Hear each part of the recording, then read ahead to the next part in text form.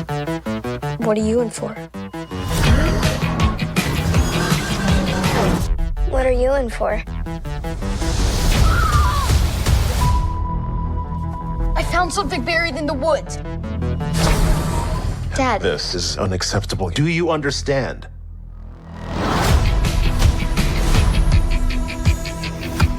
What do you think it is?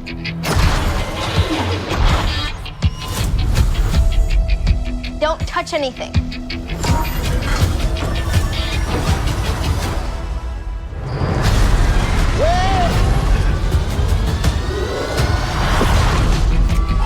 What did you do? We're lost. Really lost.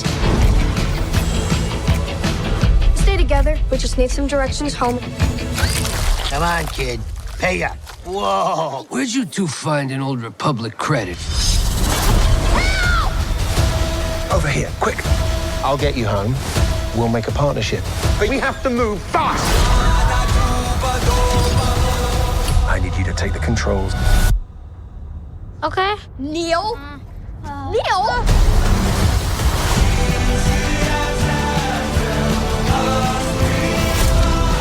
A crew of murderous pirates is coming. Something's wrong. They're not going to just turn up. We need to find them. We're not alone down here. Be warned of booby traps. Pirates and mountains where none dare to go. If you hear this, don't give up. No matter what.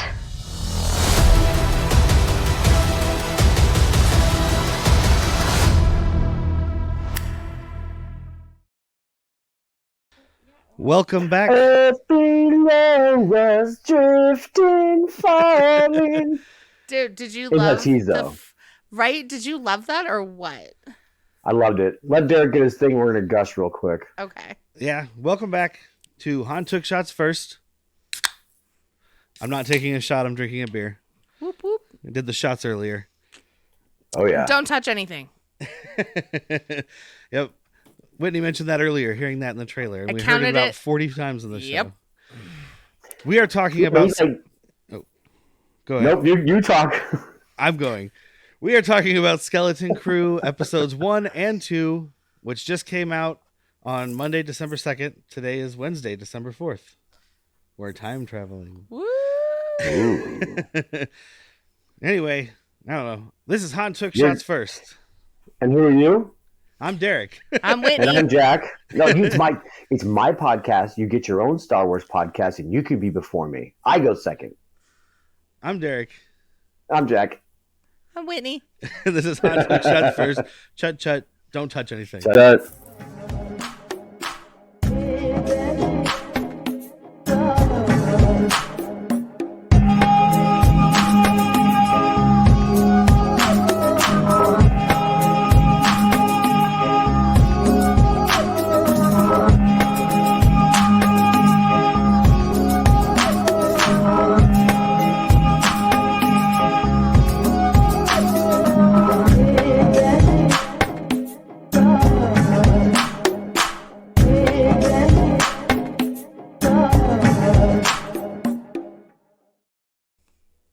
Whoop, whoop. Dude, my boy Ryan makes some fat fucking beats.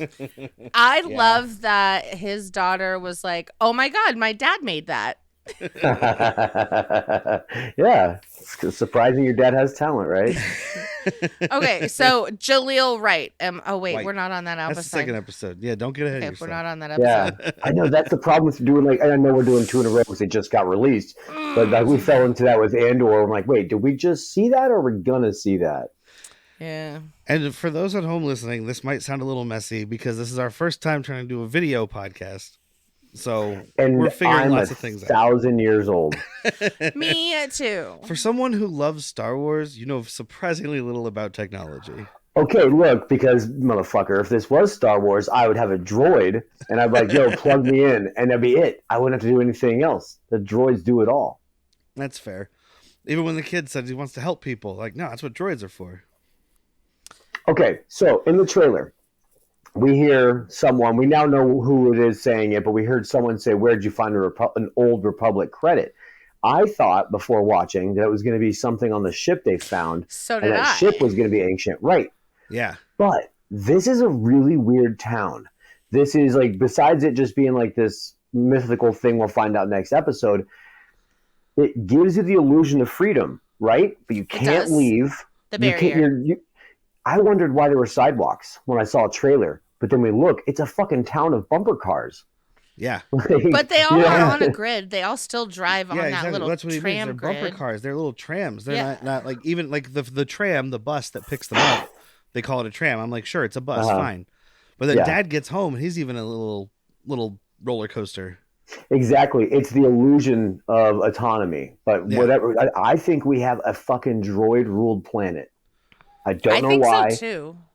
Maybe they're survivors of a very old war, like the Old Republic. That makes me think like the Sith Wars, something like that. Where you got my cat's butthole in that video.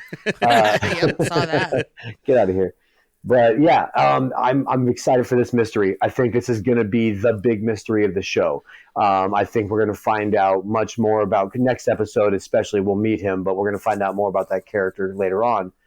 This town for me is my mystery. Yeah, that's what I'm most intrigued by. Because I mean, the mystery going into this was who is Jude Law? What's his character? As you can see behind me, if you're watching, I'm almost 100% sure it's that guy. Yeah, that's what I said. I think Jude Law is Captain Jude Law. Silvo. 1,000%. Oh, that makes all the sense. Yeah, sorry, I couldn't see what you're pointing at, but yeah, that makes all the sense. From the cold there. open. So, like always, when there's a new show coming, I do a lot of researching. I get on Reddit, I get on chat boards, and I talk to nerds in a very loving way. Don't call my husband names. And he is nothing compared to these fucking beautiful people on Reddit. I've never heard Most people beautiful aren't. people on Reddit. The mystery is almost always greater than the show. Okay. Or the movie with Star Wars, and I'm a little worried about that. Yeah. Well, I mean, we've got some good weight behind this show. I mean, people will have differing opinions, but I personally think we have some good weight behind this show because it's created and the first episode is directed by John Watts, who you see in the trailer that we just played.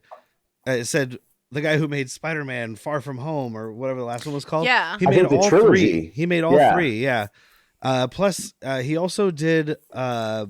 He's the creator and director of a couple episodes that show The Old Man that Whitney and I are watching with Jeff Bridges and John Lithgow, which is a big mystery thing. Yeah, I'm digging this show. And then the writer is a friend of his. I have to yell at my cat real quick. Get the fuck down. You gonna get. All right, go on. The Jeff writer Daniels. is like a friend of his or something because this guy Christopher Ford, who also wrote Spider-Man: Homecoming with him, and they both worked on a show called Cop Car or a movie called Cop Car that stars Kevin Bacon. Cop Car, but it stars Kevin Bacon. Car. Is it like Footloose meets the cops or meets cops? Like you're under arrest. Tap dance number. That's the update of Cop Rock. 2025 version. And I also want to mention the trailer we played at the beginning. I did include the subtitles because that is a cover, like all these movies, or all these modern trailers do like weird covers of old songs. It's a cover of Peter Schilling's song Major Tom. I just sent this song to your wife the other day because I'm like, dude, for whatever reason, I dig this melody, and I didn't know it was in this fucking trailer. I'm such an idiot. But it's a dope fucking sound, though. It's that song translated into Huttese. Did I get love to say it. that? Yeah. I fucking I don't know love if we'd it. let you say it. Yeah, we're over here gushing. But yeah, in Huttese, that is fantastic. I didn't know I needed that. Ma, she ain't got a pickle. I like my pickle there, Hassie. Yes. So first we will discuss episode 1 because that's how TV shows work. Yes. It's called This Could Be a Real Adventure. So we're doing the Andor thing where each quote's going to happen in the episode. Mm-hmm. Because so far both the titles have been in the episodes. So I think we'll continue that the entire series. Yeah. This little boy lives with his dad, and I'm assuming his mom is dead. She's That's not. what it Sounds like it. Right. Because at one point it's like, do this like mom used to. And it's a total 80s feel. Am I wrong? Oh yeah. I mean, No, she's spot on. I mean, like I kind of pulled, I grasped what they were pulling from each shot. I'm like, okay, this is kind of Goonies. Oh, this is a little more ET, and they're not ripping on it. But I get that feel, like the 1,000%. Asian chick with the visor, I get Data vibes from Super. Goonies. And Yes. in the trailer, booby that trap. last shot, that's It's got the Data. big like, it's got like a Data, big like Data. droid skull on the wall, and I was like, Yeah. oh, so this is Goonies also. It's the treasure cave with the big skull. Yep. But before we get to the kid, we have the cold open I was talking about, right? And I just had to talk about it because the first note I took on this was shipboarding dildos. Yes. Explain. Well, the ship, so the scroll, or not scroll, but whatever, because it's not a episode, so it doesn't get scrolls, talks about pirates. That's the important thing, because that was capitalized. Nothing else was. I do want to say I like what you're talking about, and instead of the Star Wars scroll that we normally get, I did like the very episode 4 kind of camera roll, I guess we'll call it. If that makes sense. It started somewhere, When the credits or the words go away and we go to the ship. Yes. Yeah. Yes. Like that was a very Star Wars movement. Okay. Very episode 4. But you have the other ship floating through, and then you have like a shadow, and then the bigger ship comes up, and it's got those.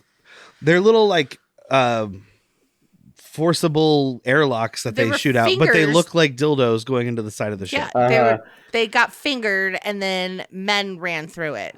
So I don't know if you ever played any of the Halo series. This is like heavy Halo vibes for me, because they had the ships that would do this. They would crash onto your hull, and boom, they had an instant airlock. We also see this in the Clone Wars cartoon. The droid army would do this because, I mean, they don't need airlocks per se, but yeah, they would launch these like squid looking motherfuckers onto your ship, and then you're dead. This was my first time seeing people in like an astronaut suit, like a little spacesuit, that are being like launched from the attacking ship to the prison ship. Oh yeah, they were taking out the fucking turret, right? Because the turret was fucking up their airlocks. Yeah, I liked it. The loved graphics it. weren't amazing. Like it kind of looked a little.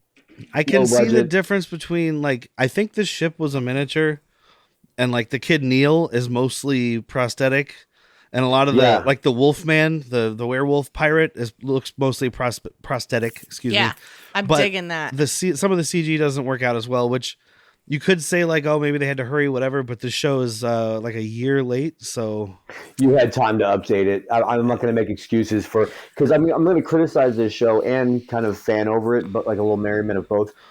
There's parts that look cheap. Disney's been getting in trouble for that. No? I mean, look at the early Marvel movies versus the late ones. You know, Disney's been getting called out because they're overworking these people. I mean, if you watch through the credits, when it got to digital artists, it was like it looked like that thing I was telling you guys at the end of the Oscars, where it was the or not the end of the Oscars, but the end of the In Memoriam, when they just threw the rest of the names on the board and you couldn't read any of them. That's what the digital artist screen looks like. You have all these people and they're not getting credit for their work, and they're not getting paid for their work. And Disney's been getting in a lot of trouble for that, though. I mean, you're talking to 3 people that genuinely liked Acolyte, but we also called it out for a couple of bad-looking parts. Yeah. So, I mean, there's more of that here, I think. Sorry, I was looking for a chord, but I'm an idiot. All right. But yeah, so these pirates board and they get attacked, and there was a couple of things I noticed, and I think one of these was called back. So there's this guy, so you might know who these aliens are. Not who, but species-wise. I know some of the werewolf one has a real fun name where it sounds like you forgot what it's called. It's called like a Salvestistan. Like it just makes it sound like I have it right here. So it's Shistavin. Shistavan. Is that the same as the Wolfman from episode 4? Yes. Okay. I didn't know if there was multiple Wolfmen. It's a big galaxy. They're mostly known as Wolfmen. There actually are, but these are the ones that we would know as like Wolfman from the toys. And then there's I think it's our first live action since episode 4, if I'm not wrong. I can't. And if I am, somebody quote me, please. Yeah. I quote you. And there's one that's like a bird lizard. What? Yes, and I can't remember the name of this species. They look like giant parrot lizards. Yeah, like lizard most skin. recently seen in Mando when he comes in with the Klatooinian, which is like the dog-looking species. He comes in with the Klatooinian's head in a bag, and the bird thing's like, "Hey, sit down and stay for a while." He's all, "Nope, You give me the information, or I'll fucking leave with this guy's head. Yeah, and that was one of the ones I was like, Jack will know this one because this has been around. That dude gets his eye shot out. I know, and guess what? He still goes because unlike us, his eye doesn't lead to his brain. Well, and I think we see him in the second episode because there's somebody that has like an eyeball cut, or like one of his. He had 3 eyeballs hanging out. that's a different one. That's the one with the 3 eyes. It's not. Is it a Gand? Gand? Sure, I don't know, but I love that he Derek had did a an real eye patch. super racist interpretation of that alien, real quick. But I love Did that. you just make the 3-eye head symbol, bro? I love that one of the eye tentacle things were cut off and just like a little patch put on it, and he still had the 2 just hanging out. Yeah, one of those. That's in the second Same. episode. But right before him, there's It was in the first episode. Oh, was he here morning. too? Yeah. Okay. Oh, Well, because the guy that gets his, I noticed because the guy that gets his eye shot out in the second episode when they're at the pirate camp. Yeah, and he shoots. Him. There's somebody getting like doing Tortuga, please. Yeah, Tortuga. That's what I was trying to think of. There's one of those bird aliens that's getting his eye worked on by somebody. So I was like, oh, that's the one same that got bird shot, alien. Yeah. So No, I want to kind of go off of what Wendy just said. Like, this guy's a little missing 1 out of 3 eyes is awesome. Yeah. I love how this whole show is pirated up. Yes. It is working for me. I It's think you definitely have to be a working for me. pirate fan, and I don't mean Pirates of the Caribbean, but I love the aesthetic. I'm digging it, dude. well, we've got that's ties into some of the Goonie stuff. Although pirates aren't in it, but they're part of that lore, right? And then also Hook, because of Do we know the fucking name of the ship? Not yet. No, not yet. Okay. Because in Goonies, the ship was Inferno. I want to say it's called Inferno. So I bet you this has a fire name. I hope so. Yeah. I really Infernus, fucking hope so. something like that. But yeah, anyway, continue. But- Sorry, I cut you off. No, you're good. I was gonna say another tie-in is Hook because the pirate stuff, all the Spielberg vibes, but also Nick Frost's droid being called SM-33. Smee. Uh-huh. SM-33 is me. I think Derek called it the first time I was listing off cast members, and I was like, SM-33, he's all Smee. Smee is me. Yeah, exactly. Smee is me. But yeah, so I mean, we got through this opening sequence. Basically, it just shows these pirates are robbing a ship. He's like, there's gonna be a ton of fucking money in here. They open this vault. There's 1 credit, so they drag this dude off, and we go to Child Town. And it was after like a this. smaller size. It was like a cubic square. So I think because we watched Andor, It's and It's a $1. yeah, exactly. We had a big discussion about if credits were like reloadable things, whatever they were. These are like little $1 like miniature gold bars. Yeah, And we the went ones back to the that, gold standard in the future. The ones that the kid has. No, in Andor, Luthen is carrying are like bigger black ones, and those are so it's like your black card versus your pennies. Okay. Oh, yeah, and we are talking about credits. Yeah. Well, 'cause, like, You got that black card? Damn. the credits You can go anywhere that in the galaxy. so the credits that's found, there's that one singular credit that's a little square that Wolfman finds, Savetica. Savetica. And then the little boy, Dad throws down some gold bars, but they're like slender, longer. bars. Okay, I'll explain this the best that I think I So, understand it. Versus $1 and $5. We're gonna find out later, maybe next episode. Where these guys live in like an ancient town. It would be like somebody coming to your bar and paying with like Spanish doubloons or gold cougarans, thinking it was $1, where you know it's worth a lot more than that. Oh. And But you would they're act like, just no. like this guy who's like, yeah, that covers it. Actually, you know what? It doesn't. Do you have another one? Bingo. How many you got on you, motherfucker? Yeah, you as a bartender would know, like, well, I'll definitely take that Spanish doubloon, but this kid's, it's his lunch money? The fuck does that mean? Where are you from, Atlantis? So And that's what it's going to be, Space Atlantis. Yeah. yeah, I'm okay with Or that. El Dorado. It could be an El Dorado thing for the simple fact that City of Gold, that's baby. That's the next episode. Fuck. Sorry Right, guys, yeah. this is my first time doing 2 episodes and then recording. You're doing as good as I've ever done. But, so we get to the town or the planet. We don't know the name of the town, but the planet is at Atten. I don't know if we know that yet. No, we don't. But I'm introducing Oh, yeah. it. It's at Atten, fine. and we meet Wim, who's the little kid on TV behind me, played by Ravi Cabot Conyers. He was And- also in Encanto, right? Yeah, that's the only credit I recognize. He was Oh, in Encanto, okay. and he played Antonio, who looks a lot like that kid. So they obviously they've done that before too. Well, they're kind of model the characters after the actors. It helps with the Yeah, just voice like Aladdin is recognition. played by the kid from Full House. Looks just like him. I'm Looks talking just about like once him. Pixar started doing I CG know, I'm shit. joking. I guess I'm being a Encanto's dick. not Pixar, but it's just Disney. But like, it's the same kid, and he's got the curly hair and shit, just like that little kid. Yeah. And we cut to him playing with Star Wars toys, and I was like, "Oh man, Jack's finally getting represented." How long were you standing there? I definitely didn't see you play with your doll, sir. I can attest. I'm Princess Leia. Please come save me. I love you. I'm gonna kiss you That's forever. exactly what he was doing. You'll be in my dungeon.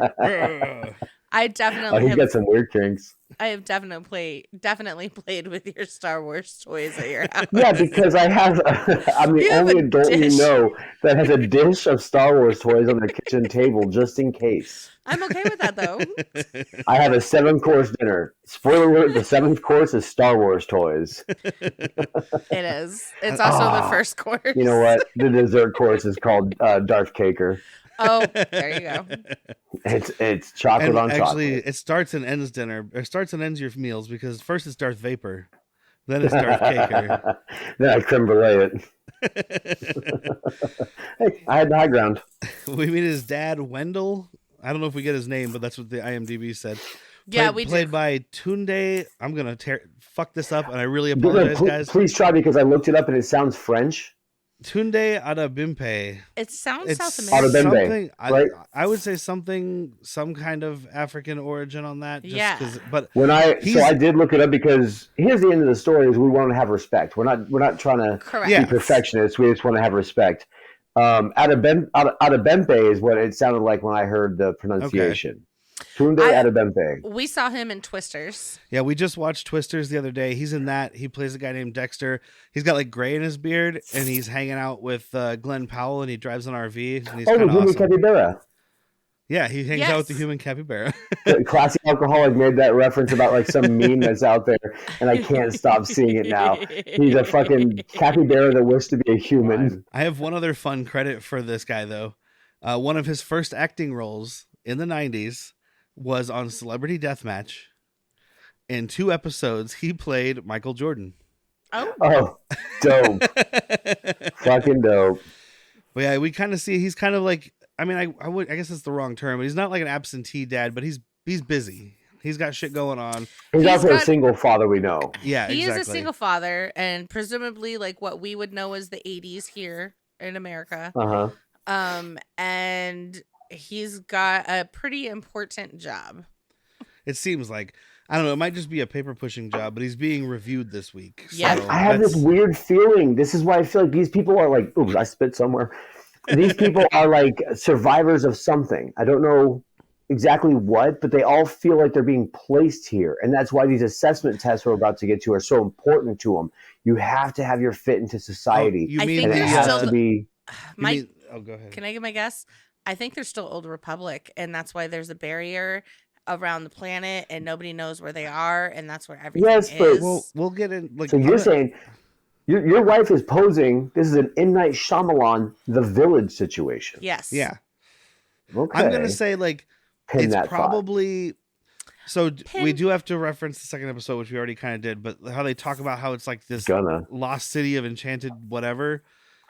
This is El probably a Dorado. planet that was for the Old Republic or something where they were storing money. Like it was a vault planet or something, and these people now live there, Yeah. and that's why it's got this barrier where ships can't go in and out and all this stuff. I hope it's not that simple. I hope that the treasure is kyber crystal deposit, fucking what's the cortosis that like deflects lightsabers, maybe fucking Beskar. Like I want something. I can't think of what I would want it to be, but I don't want it to be as simple as like, oh, it's a rich planet. I would like for these pirates to get there, spend like just like what we saw in the opening, where now we got Wolfman leading. He's gonna like get to the planet and be like, what the fucking prize is happiness? Yep. That's the treasure? Yep. It turns out it was only a ship. The best ship of all, though, friendship. But this I'll is go home. directed towards children. You am are I home. am I Absolutely, I correct? am. Yeah, 100%. So- Much like George Lucas said with the first one, Star Wars is for 12-year-olds. That was a direct quote from him. Wow. It just turns out that it spoke to the 12-year-old in me as an adult. And as life goes on, you find different ways to relate to it. I mean, But it is for 12. You were not even a sperm in your father's testicles when I this... wasn't even a itch in my daddy's crotch in 1977. Exactly. I mean, I was born, I think, right around Empire Strikes Back, which is crazy because when I grew up, they seemed so old to me. Yeah, but And you then looking also... back, I'm like, fuck, I was right there. You also have 2 older siblings, so you definitely... Yeah, but neither of them like Star Wars. I mean, only person in my family that likes Star Wars that was that kind of nerd. You're also the only redhead, so... Okay, well, now you're just throwing stones. He goes out to go to school, meets up with his friend Neil, who's one of these little elephant people, which you're going to throw hold on. at me. You see the elephant people right now. I'm gonna correct myself. When we talked about this before, I said an ortolan, which is what Max Rebo is.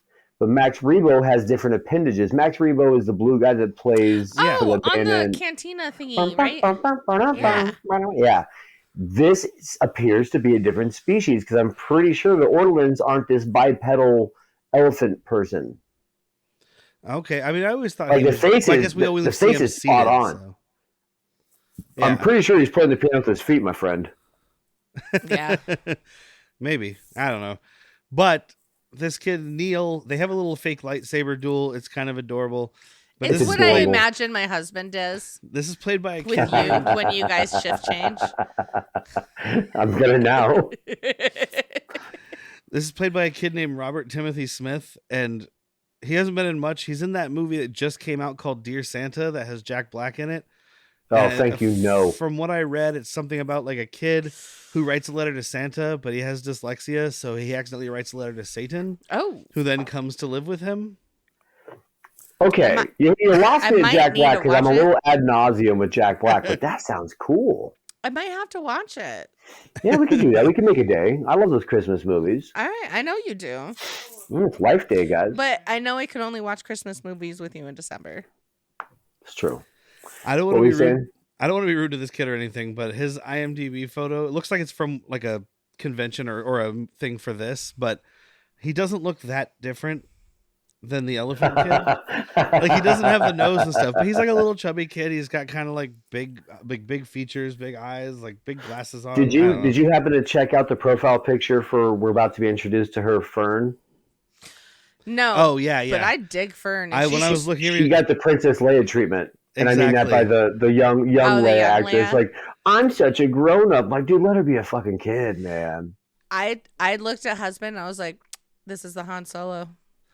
Yeah, she's kind of the Han Solo of the group. I'm not 100% sold on her. I like the chemistry of the kids all together so far, but there is some kind of awkwardness because they are kids, and I'm always gonna give them a pass. Well, and they weren't friends. A couple of them haven't really acted much. The girl that plays KB, who the first half of my notes just say Cyberpunk girl because I didn't get her name. That's what she is. That's my favorite. She's done like next to nothing. Yeah. And then the kid that plays Neil has done like pretty much nothing. And then, like I said, Wim is like Encanto, and that's it. So the girl that plays Fern, a girl named Ryan Kira Armstrong, she was in It Chapter 2 for a bit. She played young Antonia in Black Widow, which was Antonia was the Taskmaster. So when they do the flashback in Black Widow, the little girl with, like has the blue hair and runs away and shit. I think that's her. Yeah. She was in American Horror Story for like a season as Alma Gardner. Does that mean anything to you? You're the American Horror Story one. I know, that's why I'm looking at her, and I think I do. It might have been on their like short series thing where season 10 is what I wrote okay down. So yeah, that's when they like half the season was this and then the other half the season was the other thing, and then she was a little girl in she that. Played, I don't remember the name, but Drew Barrymore in the Firestarter remake. And then also, Jack, you might know called her Firestarter, Twisted Firestarter. You might recognize her. I don't know the role because I haven't watched the movie yet, but she was in The Old Way with Nicolas Cage. Yeah. And she plays, I'm assuming, his daughter because it's Brooke Briggs. Yeah. Yeah. I mean, we'll get there, right? Oh, yeah. I'm doing my whole This Nick is Cage people, rewatch. not for a podcast. I'm doing my whole Nick Cage thing in 2025, so I'll get there in like November. I'll watch it again. November, that just happened. That's crazy. Yeah, no, she's fine. There's just a couple moments where I'm just reminded you're very young. Yeah. Yeah. And I mean, figured, I was wondering though, because it's split. Derek hates shitbirds and Whitney likes young adult. So I kind of saw like both sides of the coin while watching this. I'm like, oh, Derek hates this part. Whitney must love it. I don't like You're not kids wrong. in general, like just in life. But I do watch a lot of movies that have kids in them. And that sounded worse than I meant. But you guys know what I mean. With E.T., Goonies, things like that. Yeah. By the way, there's a shot straight out of E.T. I think it's in the second episode, so we'll get there. But they go to school. They have to take this test, which is basically like, I can't remember what they call it, but like it's basically the special exam thing from Fallout. It's a placement assessment test. Yeah, but in Fallout, remember the test you have to take at the beginning to pick your skills? That's exactly what it is. It's like you take this test and that's your job for the rest of your life. And this kid wants to be a fucking Jedi, man. Yeah, he does. I didn't say that.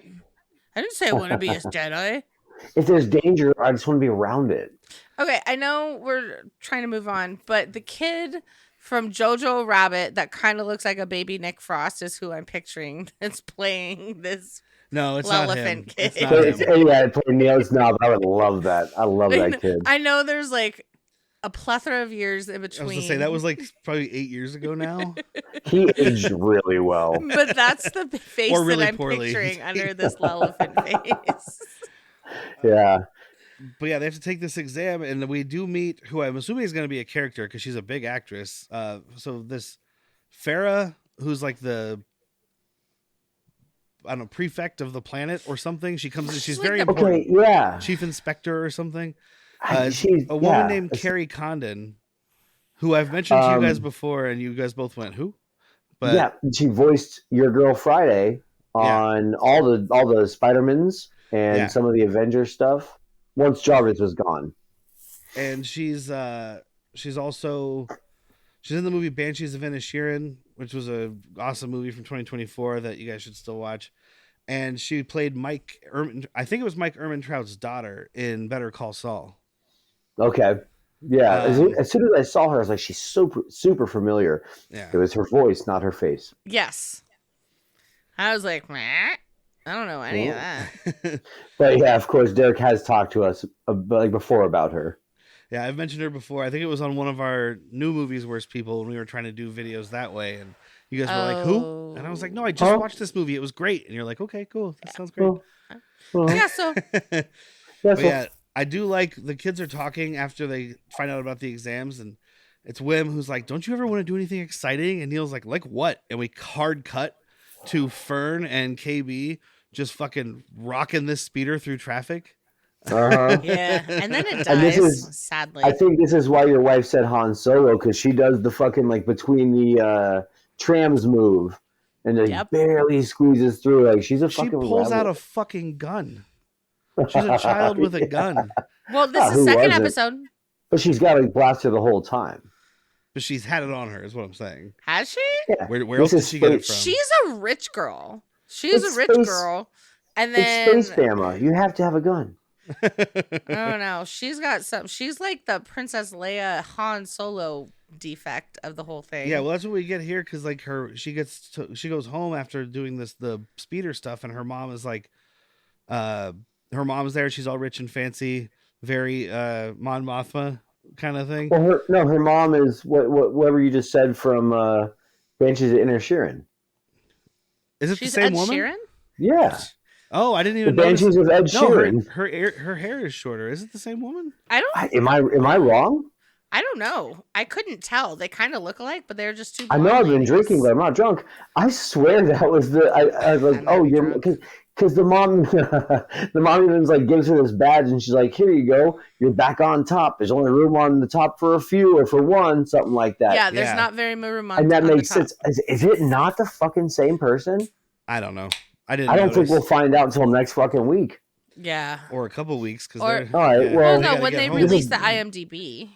This is going to air and I'll already like rewatch, so maybe I'll go on and comment on our own shit. Right? I think we should. But we do because I thought it was her. like Wim is in this room studying. He goes to bed. He's playing with his little like flip book, which is really annoying. Honestly, it's like a tablet, but you have to like click a button to flip through pictures. Remember those like no goggles that you paper. would look through and go? Yeah, it's yeah. like the little Like, Viewmaster. It's like that. Viewmaster, you motherfucker. Yes. But then like they go outside. Here's a fucking Alderaan. Here's Alderaan after the Death Star. Oh, that's devastating. Oh man, it's the pile of rocks in space. The camera goes outside and goes up to the sky, and that's when you see like red dots. And Whitney was like, "Red stars? Why are they red?" And then it's like, "Oh shit, it's a grid. It's it's a the barrier barrier around the whole planet." Yep, it's some sort of man-made. Well, maybe not man, but synthetic. Synthetic. Yeah. Yes. I So- was all person. Yeah, So Wim wakes up late and misses the bus. So it's like, I'm gonna take a shortcut and copy what I saw that girl I have a crush on do. Hold on, did you get like fucking Shaun of the Dead vibes? Oh. Yes. Well, Tommy Boy's how it ended, but I thought for sure it was gonna be like, I know a shortcut. Hold on. Fucking eat it over a fence. Something he doesn't eat it over a fence, he eats it down a fucking cliff. Yeah. And like he's trying to get through the woods to get to the school, and we find out later this is a restricted area. It's not just like the road ended, like they're not supposed to be there. This is why I again- agree with Jack on this is a droid droid controlled. Thank you. Droid Controlled. And maybe there's somebody in charge of the droids. Like right now, like as soon as you step out of the area, they were on him fairly quick for being just off the grid. Yeah. You know, so I think it's like a thing like don't fucking stray away. We have these humans perfectly planned out, mapped out. Don't you do anything else. And like he's trying to get to the school, and like I like Neil, his little buddy, trying to delay the teachers, but the teachers are all droids. Just like, well, You like love Neil, right? say someone missed the tram and they're trying to take a shortcut, and the droid's like, shut the fuck up and sit down. Yep. Hashtag shut the fuck up and sit down. Pretty much what I'm happens. doing my job. You stupid blue person, you. No, we love Neil, right? I like Neil. Neil kind of annoys me, but also I like him. I think Neil's You gonna are be. Neil. I'm I fine. do not rude. cry nearly as much as Neil. No, I think Okay. Neil You- equals Ned from Spider-Man movies. Yeah. Yeah. The guy But in the I'm chair. saying Derek Guy in the chair. He's gonna be guy in the chair. She's just saying it because I'm fat like an elephant. No, Derek is both Neil and Wim. You are both Neil and Wim combined. You might think you're And- fat like an elephant, but you got a thick trunk. And I am. I don't I think talk I'm through just it. Fern, and I think you're KB. Me? Yeah, you're the I'm super. KB? Fuck yeah, you're KB. You're the smart one. No, now you lost me. No, okay. You want to go back to trying to set up this audio real quick? You want to fucking rewind to me not knowing how to do this? I think I just didn't turn it on. Yeah, we got it working. It's fine. But yeah, so Well, we'll try again next week. he It's falls fine. he falls in a ditch, finds a mysterious something, gets caught by the truancy droid. He's waiting Hashtag you're fucked. he's waiting to go to talk to the principal. And this is that scene from the beginning of the trailer we played. What are you where in for? Fern comes in. Exactly. What are you in for? Which Ferris Bueller's Day Off, right? Super. Yeah. Super. His line there though, he's like, "Yeah, I saw your bike. It's totally wizard." Totally was. I wanted to So text you. wizard. I wanted to text you when I watched that, like how happy I was. But I was like, no. They're watching Star Wars. Don't text during Star Wars. But dude, Yeah. I was so happy when he said that. Like, I saw your bike. It's so wizard. Wasn't there something else that we were watching that they were trying to make that like a thing? Oh, it's Star Wars. Was The- it? Well, the in little shit kid from episode 1 says wizard. you don't know his name. Oh, Little Can you shit put a kid. little? Can you put a little Anakin's respect friend? on the Kitster's name? Kitster. Yes, thank The you. Kidster. Yeah. So- He's Oh so my God. wizard. But then oh you're my right, god, right that though. means they're stuck in this fucking time era.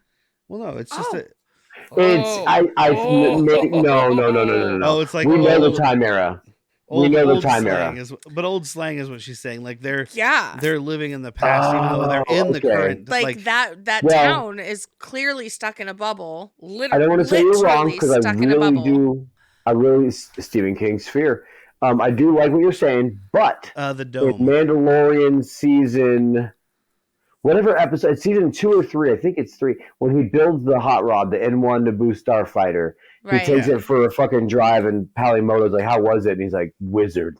Yeah. So I think Mando it's just said it. more Dave Filoni and Jon Favreau and everybody else involved. It's like, that's a fucking Star Wars nerd word. Can I just say I'm very excited that they are both involved into this series. At least producing. I mean, Dave Filoni is going to be producing a lot of shit because he's kind of like, for lack of better terms, the lore master now. He's Okay. the one in charge of like, well, you can't do that because of this. You can't say that because of this.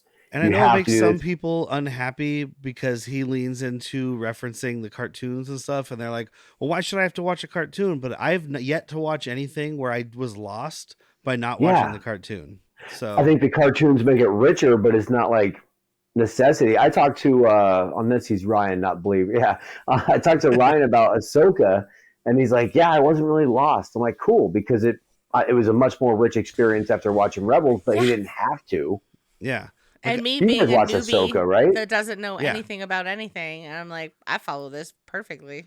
Yeah. Yeah, at one point her master came up, who you're gonna throw the name at me now. Who? Kanan Jarrus? Kanan Jarrus, is that right? Not her master, Yeah. maybe, but because Anakin was her master. Who's the she?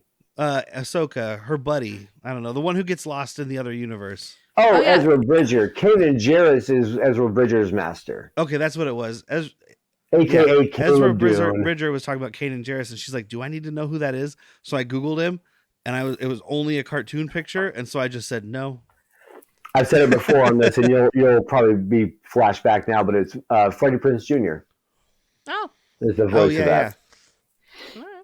So anyway, Wim gets out of school after his dad yells at him for missing his test, and he goes to Neil's house, and these little elephant babies are watching this Nightmare Hollow.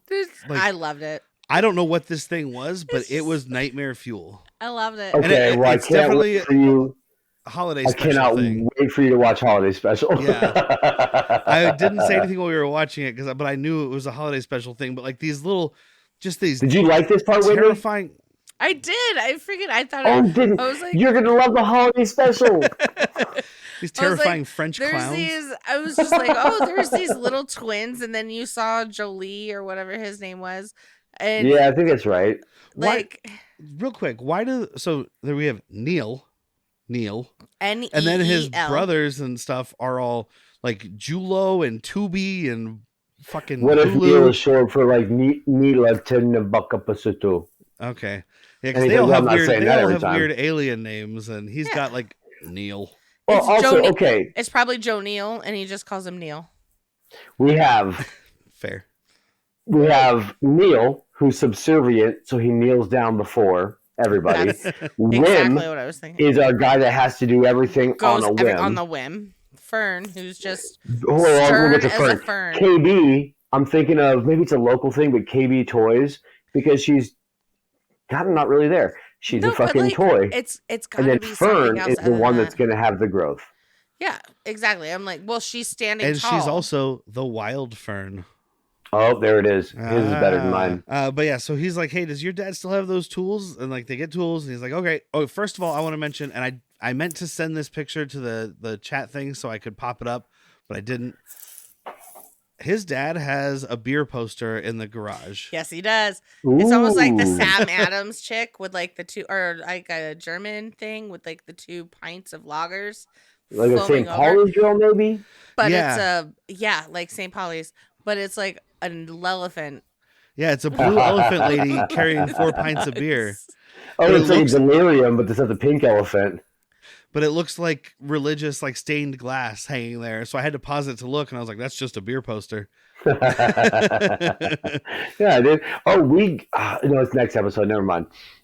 But yeah, I like Neil's thing though, because he's like, "Okay, I'll go with you. Promise we're not gonna get in trouble." So Wim's just like, "I promise." Promise, pinky promise, It bro. reminds me of Team America when he's trying to sleep with the other girl, with the girl in the group, and she's like, "But what if you die one day? Promise me you'll never die." And he's like, "I promise I will never die." I promise you'll never get in trouble. And then we get down to the supposed Jedi temple, and this is where I have in my notes who KB is played by a girl named Kiriana Crater. Didn't have any credits I recognized, like some kids stuff, some animated stuff, whatever. But like, and she's doing this thing where they're trying to break into the door, and she does this voice that's like, "Trespassers, you will be vaporized. Who do you have a crush on?" And then right away, Neil's like, "Rhoda, I love her." Sorry. But yeah, well, she also, so Fern had told him the story earlier about how kids who didn't go to their exam got put in the dungeons to work in the mines or whatever. And now she's got this story, which I just loved. It was like, oh, this was supposed to be a new residential development. And like, but the sewers were full of gas, but they didn't kill everybody. They just made them crazy and they started eating each other. And I was just like, yeah. And if you put your ears to it, you can hear it. No way. Let me put my ear to it real quick. And they all put their ears. And then it's perfect. Whack. I actually thought of Derek at this part where I was like, Derek probably loves this because this is a 80s movie where it's like, Old Man Withers said if you listen closely, you can still hear him scream. I don't think you did, but I loved it. Did you? I'm glad. I actually wasn't worried about Whitney liking this because, yes, it's Star Wars, but it's a lot of the tropes a lot of things, inspirations that Whitney likes. It's feeding me, like my people, the people who are like me, not my people, into the Star Wars. What do you mean, my people? Well, I mean, I like a lot of this stuff. It's just like Goonies. I think Goonies is fun, but I think it's overrated. But I love E.T. So I said it. I own it on 4K. I know, guys. I heard it. Stop with the long silence. I own Hey, the Jack, fucking Goonies on 4K. Can I rent a room for you? Yeah, you want to come over here and watch Goonies like right now?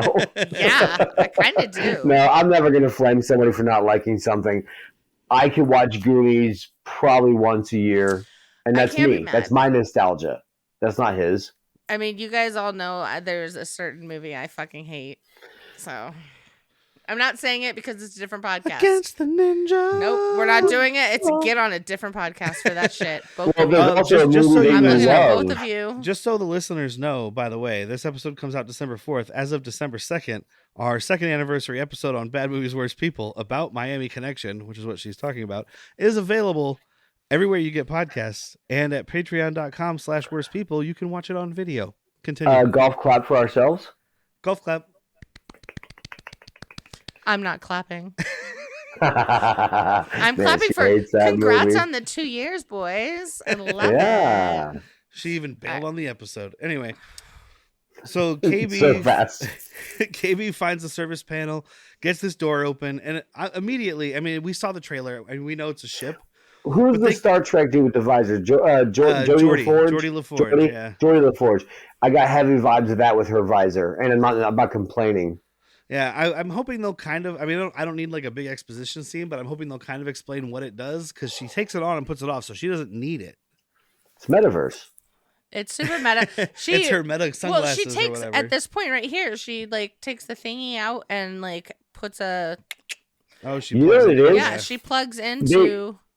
They adopted another name because you can't say it without sounding drunk, but it's Google Goggles. Google Goggles. Like, that was such a fun thing. So now it's Meta Goggles? This is Google Goggle. That's what she's using, just a bit of Google Goggle. Well, she opens the door. They have to hide inside because Wim's dad is looking for him, and he's like, I'm not getting in trouble, dude. Fuck that. And then he's also the first one's like, let's just press on. We'll hide like deeper into the ship. Let's go. He wants an also, adventure. Don't touch anything. Yeah. It's on a whim. And don't touch anything. Dennis the Menace, he's going to push every fucking button. I swear to God, she dude. says it 5 times in this in that first episode. She should have said it 6 or 7 because it didn't take. I mean, there's one point, and this is everything. Even SM33 tells him, don't touch anything. I'm going to touch it.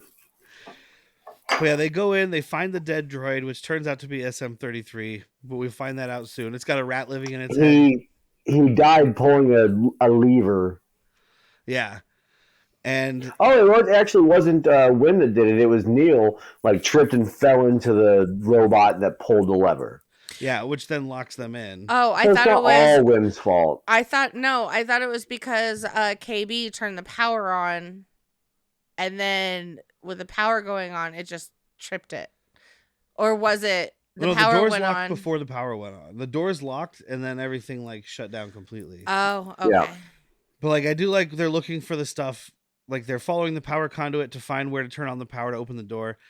And they find this little hatch, and she's like, The girls KB's say, like, we need to go down here. We the go girls, down. The girls know you always go down, but Wim is like, no, you got to go up. Yeah. He's not. His girlfriend won't be happy. There's Will. I did like KB. Like she came out of the ground like a fucking pop artist. All found it. It was kind of fun. Well, and it's funny because like they don't know it's a ship yet, so I don't know how he knew this, but he's like, no, you have to go up. But the ship is upside down. Yeah. So true. So he Or on was its side. right-ish. But yeah, she finds the power thing and turns it on by hitting it with a stick. Twice. It is upside down because Wim is in the cockpit and like something happens all and the then the seats headphones are fall from down coming and the from the seats are ceiling. on the ceiling. Okay, true. I saw like they were. Let me see my hand here. It They did were- only flip like that. Well, the hatch Yeah, the hatch is probably like on the bottom like side, like the quarter panel. I'm not a spaceship. Yeah. I am. I've never designed one. I don't know a lot about it. Hey, I've played Starfield. I've designed plenty of spaceships, pal. But yeah, he's like, this is again. She's like, don't fucking touch anything. And he's like, cool, got it. Big green button. He looks at it for a second. He looks does at look it at it for a for a second. second, but How enticing was that green button, though? I'm pushing it. So I mean, it was just enticing. all fat and happy and flashing. Give it a press. You know you want to. But yeah, everything starts shaking. The droid comes to life. Oh, and they're terrified of this droid when it's coming towards him. Well, before Wouldn't that, you be? they go to get out of the hatch. The ship's flying up, so they can't get anywhere. It starts to rotate the right way. Wim's dad is there yelling at him. You know, he has to get into the hatch, otherwise he's getting thrown off this fucking thing, which is now Yeah, Oh, he's yeah. like story's hanging up. off of it. You ain't catching him, dude. And it takes off into space. And I was kind of, they said it couldn't get out of the barrier, but There then it was does pretty no fucking qualms. easily. Okay, so that to me that means like maybe it's an old ship that knows how to navigate the barrier where these new ships aren't allowed to go past. Think of Or like a governor where you can't go X amount of speed. Yeah. All new ships would be built so they couldn't do this. this ship was there before a barrier was put. That's what Yeah. I mean. Things can leave, but nothing can come in. Well, they said nothing can go in or out of the barrier. I think it's in the second episode. The droids say nothing can go in or out of the barrier. Yeah. But also, is that even true? That's the thing, because they're not just surprised they found a ship. They keep saying a starship, holy shit, a starship.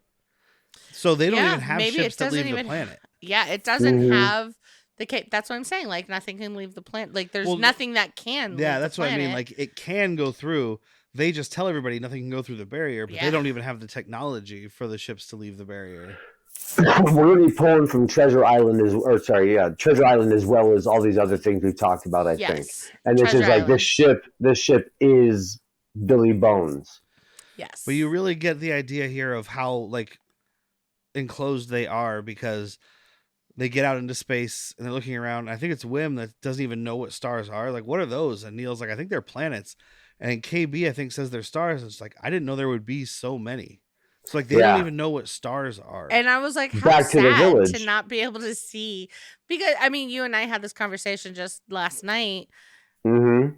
We can look up at the sky and be like, yeah, it's not But super bright we out live in there, a city but that has a light a low ordinance. light time. Yeah. So, I mean, even when you're in a neighborhood, like it may not be the brightest, but you can look up and see the night sky with stars. Go out, if we drive 20 minutes in any direction, we are looking at a beautiful lightless sky, Yeah. and that does not exist in big cities. So, Apparently not. and that's pretty much the end of that first episode. So we're going to take a short break because I have to stand up and pee and get more beer. Same. But I I'm have to gonna- sit down and pee. We'll be right back Me for too. episode 2, Way Out Past the Barrier. Have we got a podcast for you? Bad movies, worst people. I mean, look, you like getting a couple beers in you, watching a bad movie, and yucking it up with your friends. That's what we're doing. We have microphones. We have great impersonations. We have bad impersonations. I think it might be one of the best podcasts I've ever heard. It's the best podcast I've ever heard, fellas, and I ain't lying through my giant teeth. There's a sample. Yes. You can find us anywhere. Badmoviesworstpeople.com. Come check us out. If you don't follow us, we will follow you home. Hey guys, I don't want to sound needy here. I'm needy. But we have a Patreon at patreon.com/worstpeople. Mm-hmm. And it only costs $3 a month. $3 a month is nothing. And I know times are hard right now. Real hard for me. Inflation's up. Oh. You can't afford your groceries. Can't eat. But you can afford $3 a month if you love us. Give us $3. Super love us. Please Yeah. love us. We're not begging. I'm begging. We're not pleading. I'm pleading. We're not down on our knees. Oh boy, I mean- my knees hurt. They've been on so long. But we do kind of need the money. I need the money bad. We need new equipment. New equipment. We need to do remote podcasts for all of you. I wouldn't mind eating. We need to have video. I wouldn't mind eating. We need more drinks. Food sounds good. So please check out patreon.com/worstpeople. Please check us out. Welcome back for episode 2 of Skeleton Crew. I do like the way this one kicks off, and it's the way the last one ended too. And if you're watching this on video, you might have seen it in the background. But every time this ship goes in and out of hyperspace, it leaves a cloud of dust behind because it's so fucking dirty. Because it's fucking old. And it's been under the earth. And this one kicks off with them coming out of hyperspace, question mark place. And not only do you have the cloud of dust though, but it's almost like it drifts out of hyperspace and just kind of skids to a stop. I like that. Like it was a really cool effect. I mean, there's, like we said earlier, some of the stuff looks but you can't beat a Ford for stopping. Dude, nothing best stops brakes like in a town. Ford. But yeah, they immediately are not attacked, but approached, I guess, by a mysterious thing from the hallway. It turns out to be SM-33, who is played by Nick Frost. I love Nick Frost. Yeah, he's done some other stuff, but he's basically done mostly stuff with Simon Pegg. So they did Shaun of the Dead, Hot Fuzz, World's End. They were in Paul together. They were in Space together. So he's a funny dude who hangs out with Simon Pegg, but he's also done his own stuff. He has a show called Ghost Hunters? Something. It's not Ghost Hunters. It might be Ghost Hunters. Ghosted? It was a Netflix show where he's playing a ghost hunter guy. He works for like some delivery company, but he also ghost hunts. He was also in Sick Note with that's Ron right. Weasley. Yeah, he's in Sick Note with Ron his Weasley. Fucking name is. Rupert Grint. Yes. See, but you can't say Rupert. This is a Star Wars show because then I just think Rupert Friend. Rupert Friend of the podcast, I hope. Rupert that Friend guy's out there. podcast. He's out there. Someone listening. Yeah, Nick Frost. Also, if you want to hear us talk about Hot Fuzz, $3 a month, Patreon. Yeah. And get these episodes a week earlier, right? Or when they're done.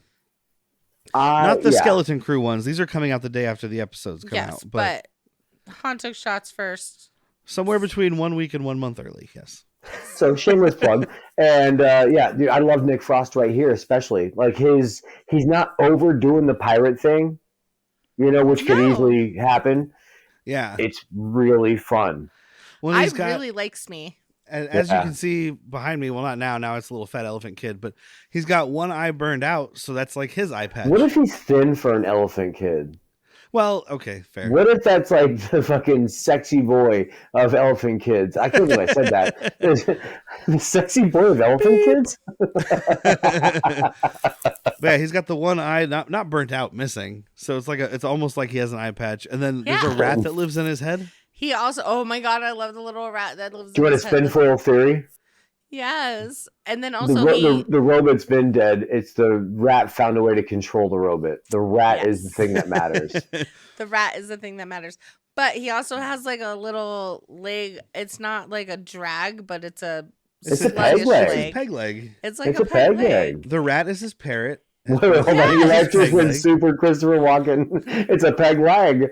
Look at that. Oh, he's limping on his peg leg. Hey, KFC, I would like a couple of thighs and legs. Except it wouldn't be KFC. It would be like what CFM, Chendril and Fried Minock, with all the different oibs and spices we can muster in the galaxy. Except in this galaxy, spices fuck you up. All the spice. Yeah, it's drug chicken. Oh my god! I ate this chicken last night, and I watched the holiday special and had a hoot. But like he comes out and he's telling him like, "Hey, get the fuck off my ship. Where's my captain? Whatever." And so Fern has the great idea, which it turns is. I understand all the kids freaking out, but you knew this was gonna work, right? She's like, I wanted. No. I was disappointed. I wanted. Hey, look at me. I'm the captain now. I expect, because she did it in the last episode, I expected her to be like, override, I'm your captain now. Oh yeah, because she did do that thing to her home droid, but this is, she doesn't know. If I didn't think about that. Yeah, setting that right up to like she knows some shit, because like the droid cut to Andor. It's like, I can't lie for you. I don't have the memory for that. This droid's like, but I didn't see you do homework. She's like, override. I was upstairs. You didn't see me. Yeah, that sounds right. I did not see you. Cool. So she becomes a captain, and then they start flying. So one of these episodes, are we going to get like Wim or somebody, like the SM-33 is trying to ask him a question, and they're going to say, go ask the captain. It will be Smee. But like, if Gary Busey shows up, I lose my shit. Dude, I want Gary Busey to play a droid. That would be fun. GRB3SO. And he's just got like broken shit on his face, so it's just teeth flapping around all the time. The most giant set of teeth ever. Never tell me the So I love, they're like, teach us how to fly the ship. And Smee goes through like, you're gonna do this and that and that and this and this and this and this and then this and this and this and this and this and this and that. And then KB's like, oh, totally understandable. That makes sense. Yeah, because dude, it is, you're not underselling it. It is rapid fire. Like, fucking, here's 16 things to do. Got it? He's and everyone Tech-9. Everyone looks at oh shit, the Tech-9 of fucking space pirates. So is Tech-9, by the way. But yeah, KB's the only one's like, yep, sounds great. There are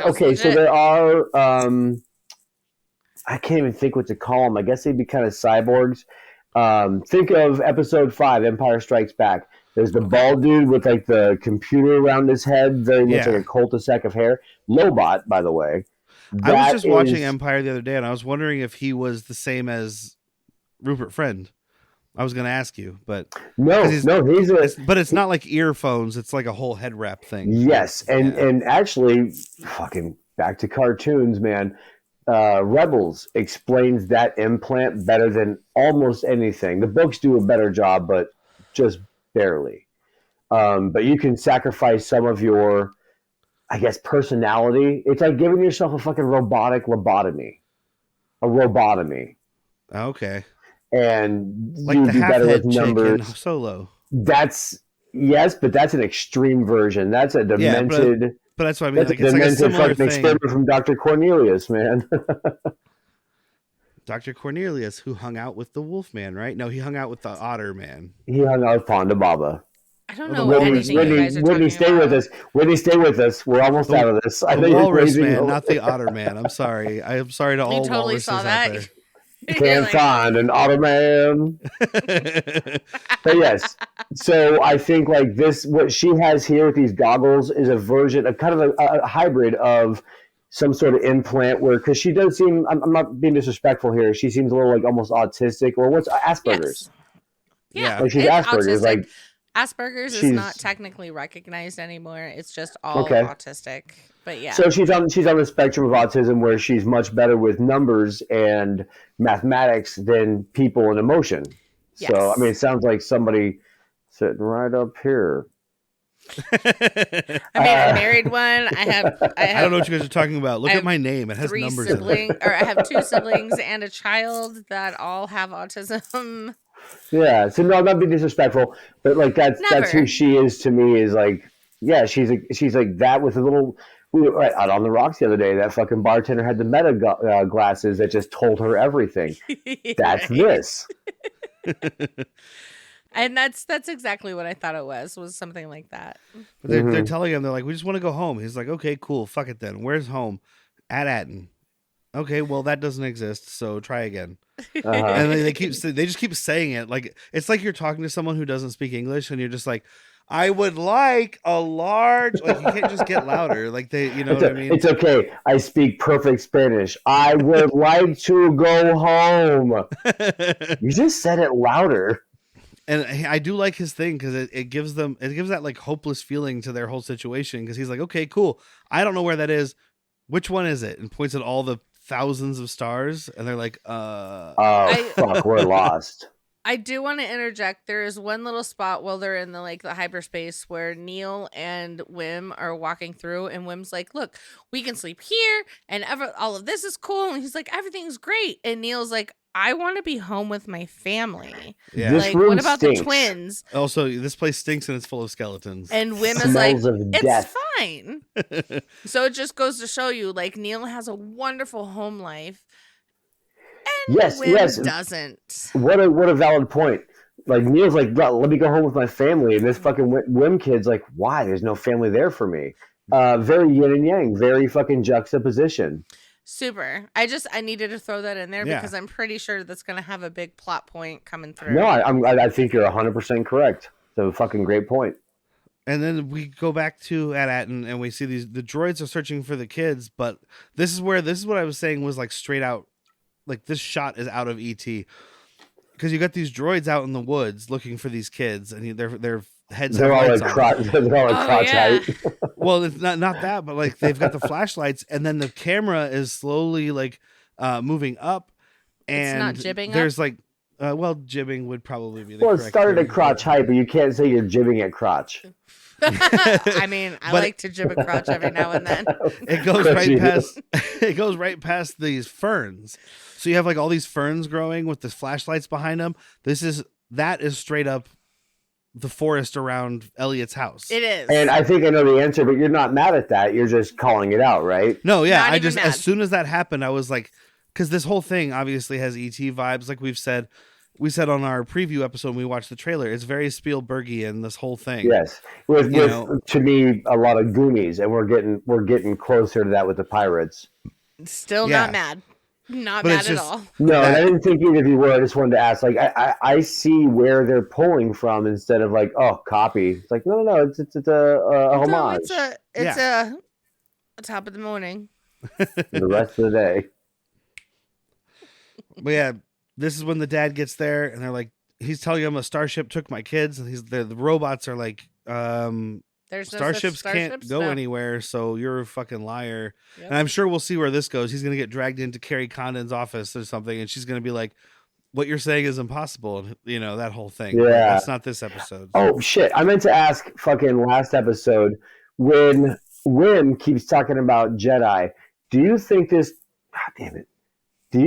culture is looks at Jedi like a myth or a legend, or if they're Old Republic, do they look at them in a reverence because they know them? I meant to ask that last episode because he's very much on them. Yeah, and I think it's more like stories because it's in his little flip book, and he asks his dad to tell him a bedtime story. Yeah, I think and it's his more dad legends says for like, them. "Aren't you a little old for that shit?" Yes. So I think they're stories. They do. I think they know they existed, but I think it's like a long time ago in a galaxy pretty close to here. Not too long ago in a galaxy, not that far away either. Do you know the fucking tiny little planet Tatooine where nothing happens except everything? Back when I grew up.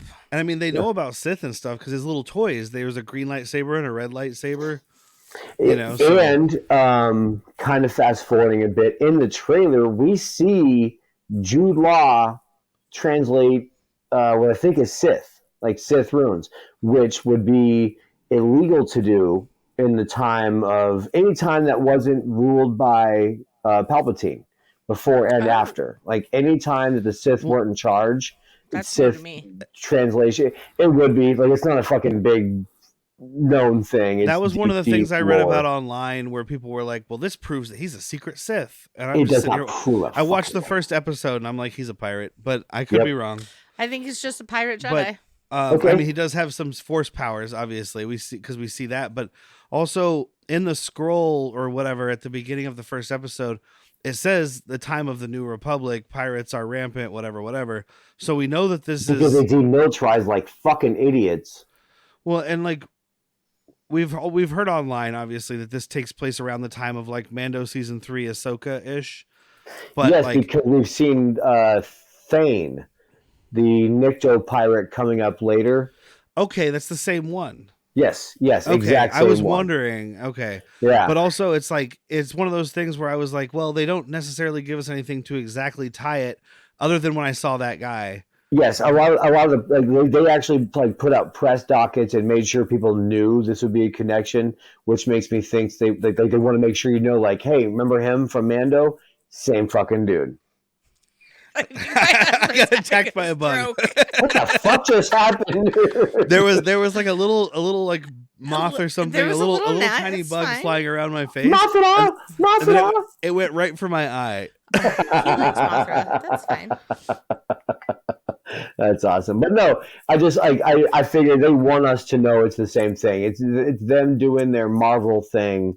If that's, I guess, how I'll connect it. Like, just everything's right now. We're doing a cinematic universe. It's the Mandoverse. Yeah, the Mandoverse. You know, it's like one of the most recent things. It's the Mandoverse. I think it is the Mandoverse. Like, we're talking about. Well, you know what? It's the Filoniverse. Yes. Yeah. You got it. Smee. I mean, they don't ever say Smee. I keep waiting for someone to say Smee. But we will forever never call him Shmee. We will call him Smee. They will always say SM33. Sorry, we have to say Smee because Shmee is so close to Shmi Skywalker.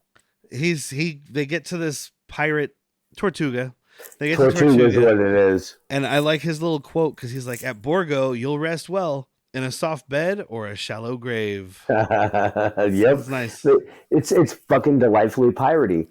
I almost wanted to go back and watch this after we got done viewing before recording, because I think I see the ship. It's called the Ghost. It's the ship from Rebels. I wouldn't know, so I can't help you there. But I didn't get a long enough look. I bet you, just like me being who I am, I need to go back because it's going to be fucking Easter egg after Easter egg eventually. Is Ghost a pirate ship? Ghost ship? No. Is it a ghost ship? What time are we here? No, because this is Harrison Dua, is your girl from Scott Pilgrim vs. the World. Yeah. Mary Elizabeth Winstead. Every time you have to give me her first name. And the only thing I know is Mary. But yes, she plays her in Ahsoka. She will be the captain of that ship, the Ghost. I'm not 100% sure it's it, but I just saw a shape that looked like it, and it would make sense if they were just trying to make a connected universe, because she is in Ahsoka. Yeah. And this because pirate is from that on frame. that ship. She's not on that ship in Ahsoka, so someone took it at some point. Or it got shot down, but one of these pirates probably took it. But also very piratey I don't think vibes. Chopper would let that happen. Also very piratey vibes, though, is this little... So they attach to this little plastic bubble that's like a ferry that takes them to the main port there. Yeah. The piratey vibes I got from this was, this thing is literally a plastic sheath over like a thing that carries on like a trailer, but it's got tape over the thing. Like, it's holding it shut with tape. Because I can just see that in like Pirates of the Caribbean or something. Like, we've got this boat, they didn't have tape, but they're like, we just hammered a piece of wood over that crack. It'll be fine. It's fine. Everything's fine. Every time I row, you bail water. Let's go. We're a team. This wee ferryman will take you over there. Yeah, this little... I would love to tell you I know the fucking name of this race, but this, again, I need to rewatch already. This is a smorgasbord of Star Wars races that are known to people much smarter than myself, and there's a bunch of introduced ones. Unless I'm wrong, and please comment, I don't think I've seen this race before. What about that Brussels sprout guy? Is he a thing? Because I've never seen one. I don't think so. Okay. I don't think Brussels sprouts exist in Star Wars. Brussels sprout guy? Oh, are you talking about the giant one that's about to happen right now behind you? Oh, yeah, he's one of the ones. He's one of the ones that fights SM. That guy, Brussels sprout guy, on the screen behind me. He's more like prickly pear. I could be wrong because Paired Brussels sprout. I'm far from reading all the books. You know what I mean? It's been a big gap for me. So there's probably somebody out there that knows exactly what all these races are. I know the popular ones. I'm surprised they didn't throw a cabbage guy in there just to tie it into Mando. Would have been pissed. Maybe that was their cabbage guy to tie it into No, Mando. the cabbage guy from Mando. I don't know if you remember Mando season 3. He kind of looks like Swamp Thing, but with like a cabbage beard. Okay. And he's like the head pirate in that. But Imagine if you had like a kale salad in the fridge for like a month longer than you should have, and then it started talking to you. Okay. So the kids are on this planet, right? And yeah, they're on Atlantis. Oh no, they're on Tortuga.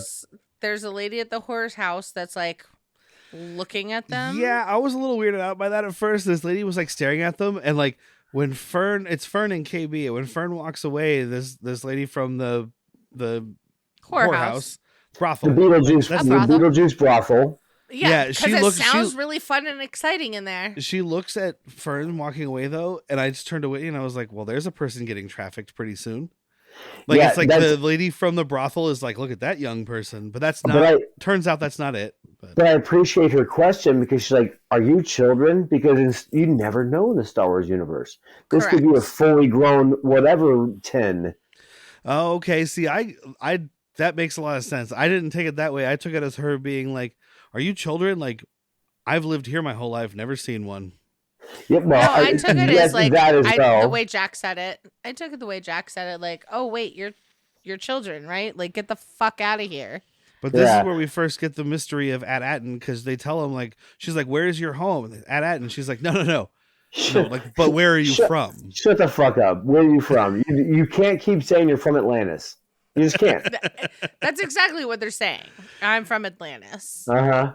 It's like that mixed with El Dorado, but either way, like, what if somebody told you that? We're like, hey, little child, I'm trying to help. Where are you from? I'm from Atlantis. Okay, well, now we have to call social services because you're also insane. Oh, that's what you would do? My response was, when you said that, I was going to be like, okay, well, I'm going to go then. You stay here, small child. Where are you from? You're from... Well, it was fun talking to you. Because you call social services, then you got to fill out paperwork. I gotta get out of here. It's like 10 hours till last call. I really gotta get out of here. I'm running out of time. I have somewhere to be. I have another bar to be at. It's almost 4 p.m. I've already had my 2 here. I have another 3 I need to go to. But catch you on the flip side. Prank caller. Prank caller. Wim and Neil go to this little food cart thing, and they get this fucked up ramen where this guy cracks a lobster and pours the guts on their ramen. Because you looked over at a non-humanoid alien and said, I'll have what he's having. Which, first of all, how dare you assume gender? Yeah. You have no idea this species. But also, he had a tube in his face. What if he ate, what if their species ate cyanide? Like, I'll have what they're... That reminds me of something I want to mention, though, because right before they ended up splitting up, they're looking around and they see this creature walk by, and it's like, is that an alien? And I'm like, you just asked that while you're hanging out with an elephant dude and a robot lady? Because the elephant dude is of this planet for whatever reason. It's not an Ortolan, but we'll figure out what it is. The species that we see on this planet... There are other non-humans there. Yes, but I think that's the only ones they know. Like, whatever we see, whatever they see is it. They're now seeing the parrot lizard people. They're now seeing Nikto. They're seeing Klatooinians. They're seeing Weequay. They're like, what the fuck are all these? I can keep going if you want, dude. I see a Trandoshan at some point. For the people who are only listening to audio, as he's listing off these species, I just saw Whitney's face turn, like, her eyes got huge, and she just goes... What? Like, her eyeballs were like, what? I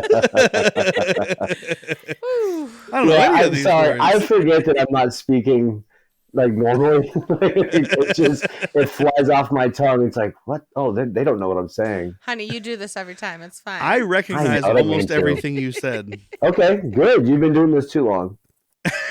But yeah, they pay with one of the credits that Wim has hid in his sock, and this dude's like, fucking Old Republic credits. And that's what I was talking about earlier, where he's like, Oh, actually, that's not enough. Do you have more? Also, you should tip. A premium toppings are 7 credits. Whatever.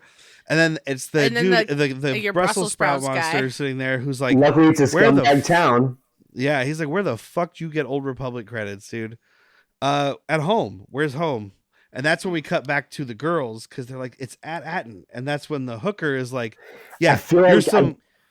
You might know this word, but she says, you're Linderlings from the lost planet of eternal treasure. I don't know what a Linderling is new to me. Child. Okay. Well, younglings younglings is how we. Well, I guess that's the Jedi word. Is that the fucking universal word? No, because that's what Mando and a bunch of other people say. Foundlings. Younglings. Mando is foundlings. He does say foundlings. So I guess if you're a kid, you're just a ling. You're a ling. Yeah. So Linlings is lost child.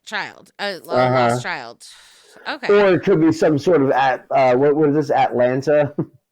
Oh, there you go. At Atlanta. So they're trying to run away. Atlanta.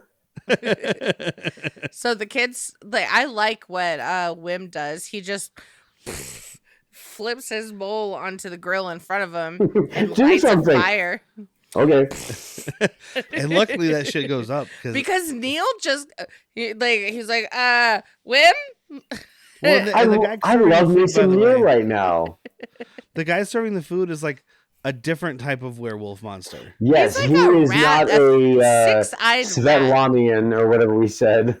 I said Sveka. Yeah, because he's still got a doggish thing going on, but he's got a really long snout and a different kind of like stance. But either way, and I bet you this is from a fucking like Timothy Zahn novel. We know this. I just don't. Yeah, and I've been listening to some Zahn stuff, but then when they start describing the creatures, I'm listening to audiobooks. I'm just like, you lost me. I'll follow the story. I can't make this picture in my head right now. I'm doing dishes. When I read something that has to physically describe something, I usually have to back up and read it again. I say back up. I go up a couple lines and read it again because I can't do audio reading. But I'm just like, I have to read it a couple times before I can actually visualize what they're saying. Yeah. No, that's fair. I have tremendous ADHD, and there's times that I'm like, oh, I didn't read the last 4 pages. Like, I read it, but I don't know what the fuck it said. Let's go back, which is why audiobooks work very well for me. You look like you're going insane. I know I look like I'm going insane, but this gnat is trying to kill me. It's fine. Dude, don't use a fucking teleporter, whatever you do. Because you know what's going to happen? It's not the fly. It's the gnat, man. Busy, buzz, buzz, buzz, buzz. Busy, buzz, buzz, buzz, buzz. I'm the gnat, man. But I just tried to mimic everything you said. I didn't have to vocalize any of that. So Fern pulls out a gun on these pirates. Oh, yeah. It's the one you were just talking about. Nikto. Yes, Nikto. Thane. I'm almost positive that this character's name is Thane. It might be Vane or Vane. Vane. So Vane, when I said Nikto, that's like me being like, that fucking race guy over there. I said that's his race, Nikto? Yeah, Nikto is the race. You weren't using a fucking slur. It's not like you call a Tusken Raider a sand person. Oh, we do not use By the way, as a reference. We didn't talk about it during Obi-Wan. We didn't talk about it during Obi-Wan, but I just want to mention real quick.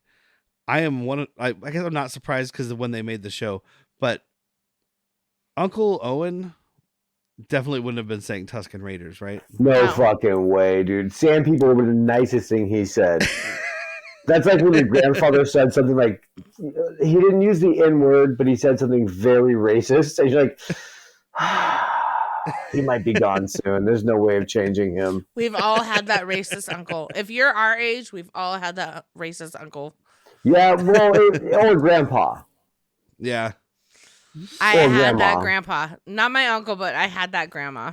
Grandma Hobbs was a teensy bit racist. I mean, my grandfather was from 1900. He was born in 19... There's nothing else to finish that with besides racism. 1900 racist. Fern pulls a gun out on Thane. Yeah. Which to me, like, sorry, I'm going to interject my nerdism. Did it look like an old school kind of piratey gun to you, or did it look like a modern blaster? Because I didn't think like modern... old school No, it did look blaster like... to So me. she might have found it on the ship. Oh, she might have.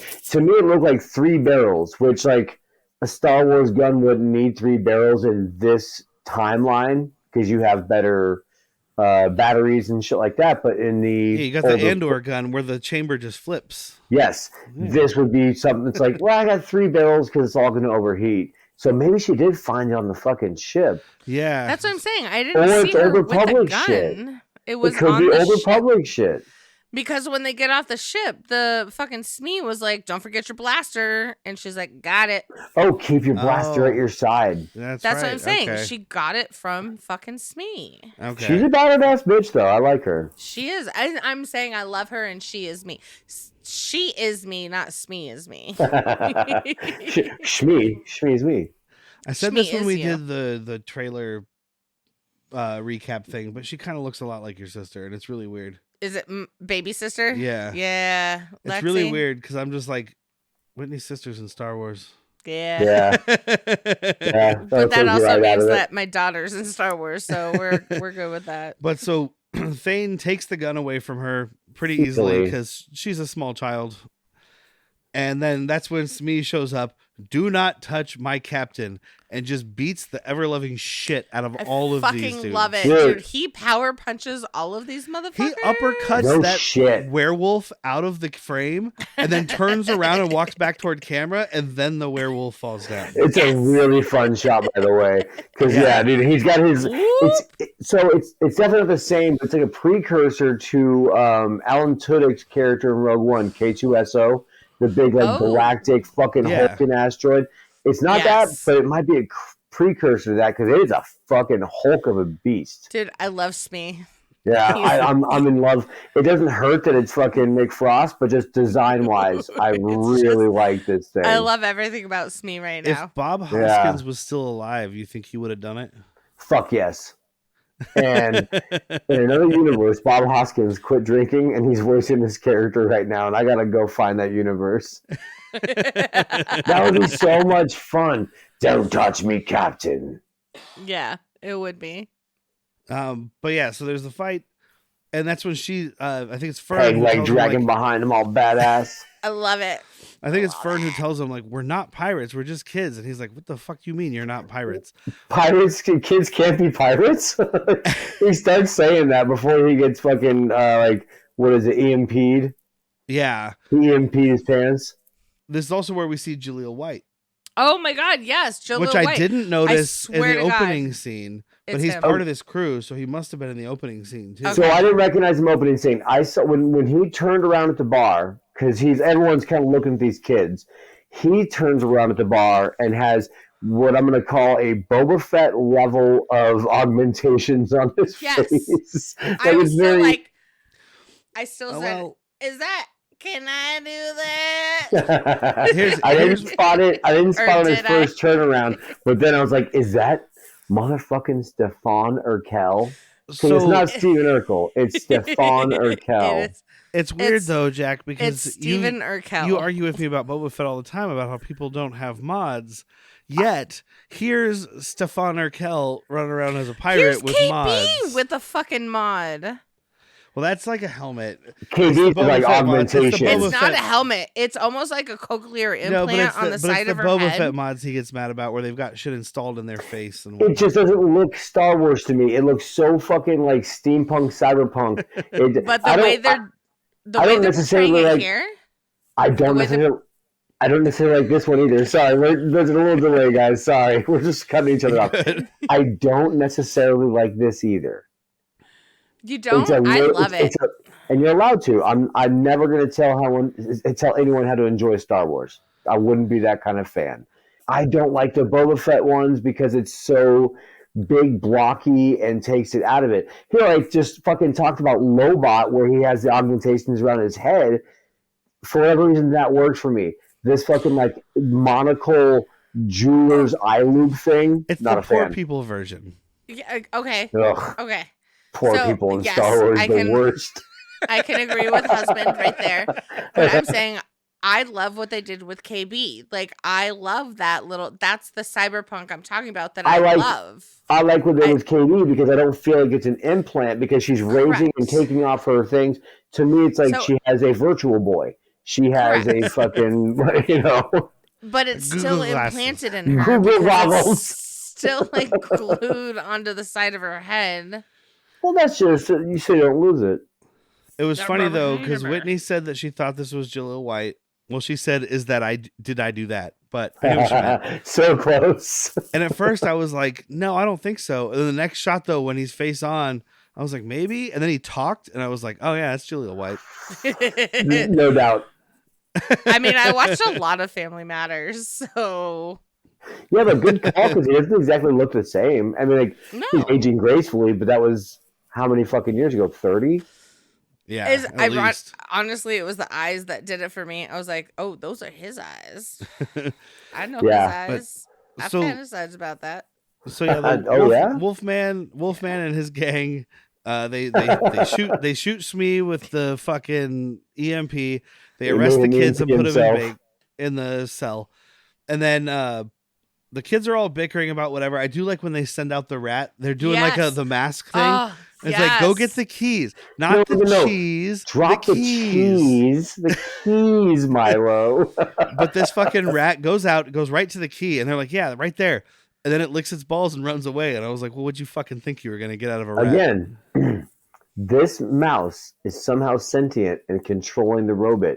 There is no SM33 Smee. There is only it has to get sentient back mouse, to Smee. and then I know I'm reaching. It's just that's what it stands for. Sentient Mouse 33. You're right. Yes. He fucking solved it, folks. Dude, she solved it. I just repeated it. Thank you for the credit, sir. With our powers combined. The mouse, I think the mouse is running back to SM33 to help control him out because it's a Ratatouille thing. He's in there going. It could be as simple as like he plugs him back in. Yeah. But I want to think that it's him. The robot's been dead for years. The mouse is a lot smarter than we think. 1000%. And you were comparing it to a Ratatouille thing, brings it right back around to the Goonies, which, wait for my connection. So I'm like, there's. You've both seen Everything Everywhere All at Once, right? Yes. Nope. Oh, okay. Well, there's an alternate universe. People told me how good it was, and I knew it couldn't stand up to the hype, so I stopped. It does, but there's an alternate universe where raccoons are controlling people by their head. Raccoony. Yes, Raccoony. And also, the guy who played Data, Ke Kwan, is in that movie. So we're connecting it back to the game. It all comes back. That is a good Full connection. circle, people. That's what I said. Full circle. That's what I said. Booby trap. This is how ADD brain works. But yeah, Wait, those are supposed to work. So they're bickering about how to get out, and you get this voice from the back that's like, "Now, don't fight." It's so close to being Ewan McGregor. It really is. Hello but there. It's not. No. Sorry, not hello there. How are you doing there? Hello, not right here. And I think I mentioned this on the Obi-Wan episodes, but you know that Jude Law and Ewan McGregor were roommates in film school.